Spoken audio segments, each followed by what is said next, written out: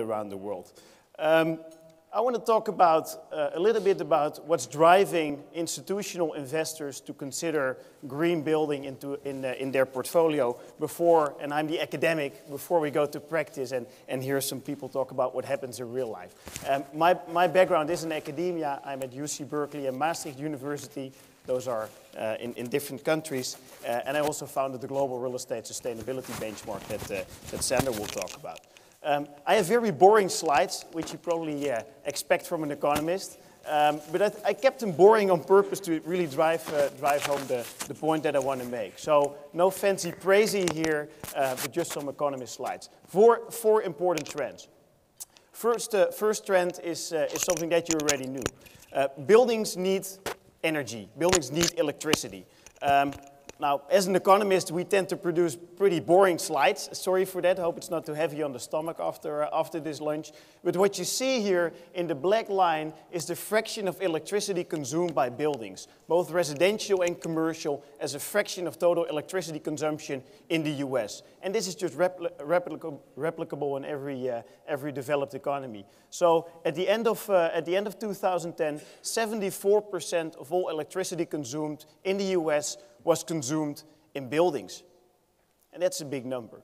Now, this is US data. Similar numbers hold for Europe, and typically in developing economies, the fraction is a little bit lower. Now, what's also important, 50% of all that electricity consumed in buildings is consumed in commercial buildings. And that number is increasing.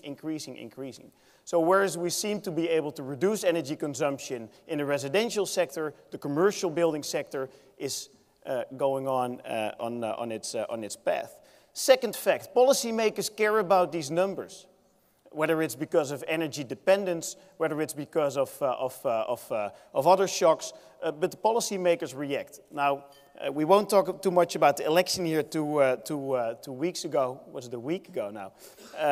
But I think that's, in general, that should be good news for energy efficiency. Typical responses to the curve that I just showed you are building codes. And that's very normal for us to have building codes. Another response to this high fraction of electricity consumed in buildings is mandatory disclosure. And New York and San Francisco, for example, have mandatory disclosure. Europe also has mandatory disclosure. And I'm not sure whether you've seen this graph, but if you buy a home, or if you want to lease space in a commercial building, this is the label that you'll see on the advertisement. It's a very simple label. A, as you can imagine, is energy efficient, and G is energy inefficient.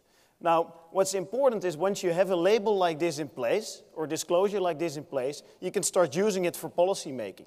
I put a red square around E, F, and G, because that's the area where the UK is considering putting the threshold. The UK is considering making it basically impossible to lease out or sell space that is labeled E, F, and G. And that might be watered down, maybe just to G, but if you think about the quality of the building stock in a country like the UK, that has substantial implications for building owners, whether it's residential or commercial.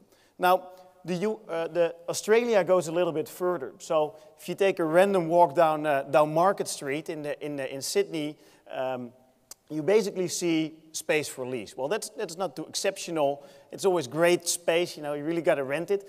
But also on that advertisement at the bottom is the neighbor's energy rating, which is the rating that is used for energy.